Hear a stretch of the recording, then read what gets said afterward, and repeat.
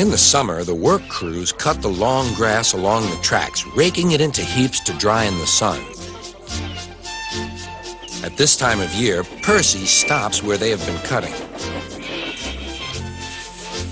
The men load up his empty wagons and he pulls them to the station.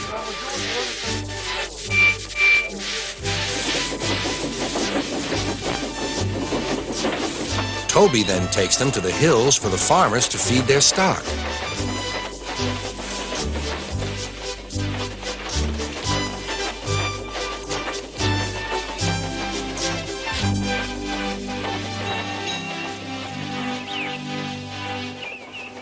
Whee! Percy gave a ghostly whistle. "Don't be frightened, Thomas," he laughed. "It's only me." "Your ugly phiz is enough to frighten anyone," said Thomas. "You're like ugly indeed." "I'm green caterpillar with red stripes," continued Thomas firmly. "You crawl like one, too." "I don't." "Who's been late every afternoon this week?" "It's the hay." "I can't help that," said Thomas. "Time's time, and Sir Topham Hatt relies on me to keep it. I can't if you crawl in the hay till all hours." "Green caterpillar indeed," fumed Percy, as he set off to collect some hay to take to the harbor. "Everyone says I'm handsome, or at least nearly everyone. Anyway, my curves are better than Thomas's corners." "Thomas says I'm always late," he grumbled. "I'm never late, or at least only a few minutes. What's that to Thomas? He can always catch up time further on." All the same, he and his driver decided to start home early. Then came trouble.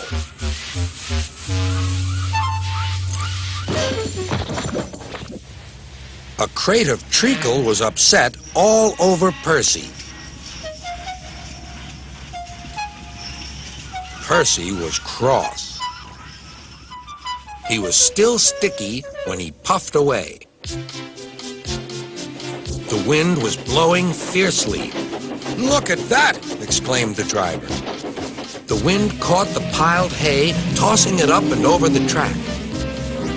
The line climbed here.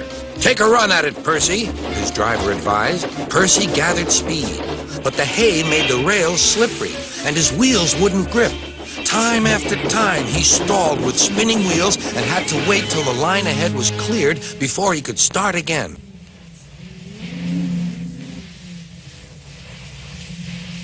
Everyone was waiting.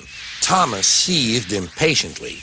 10 minutes late. I warned him. Passengers'll complain. And Sir Topham Hatt." Then they all saw Percy. They laughed and shouted.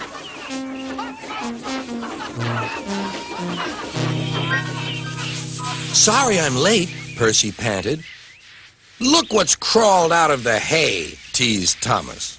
"What's wrong?" asked Percy. "Talk about hairy caterpillars," puffed Thomas. "It's worth being late to have seen you."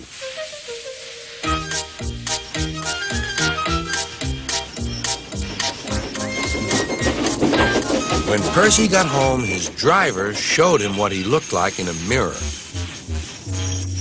"Bust my buffers. No wonder they all laughed. I'm just like a woolly bear.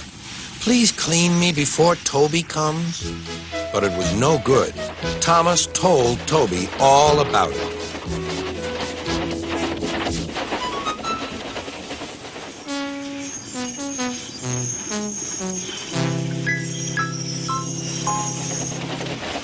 Instead of talking about sensible things like playing ghosts, Thomas and Toby made jokes about woolly bear caterpillars and other creatures which crawl about in hay.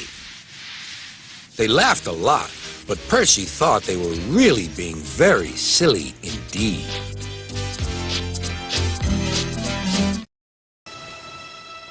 Percy was waiting anxiously for Toby by the bridge. The river had risen so high that the bridge was in danger of collapsing. "The dam's breaking up. We must find high ground," shouted Toby's driver. "Your only chance is to cross the bridge," called Percy. "It doesn't look safe to me," wailed Toby. "It's our only chance," said his driver. "If the dam breaks, we'll be done for."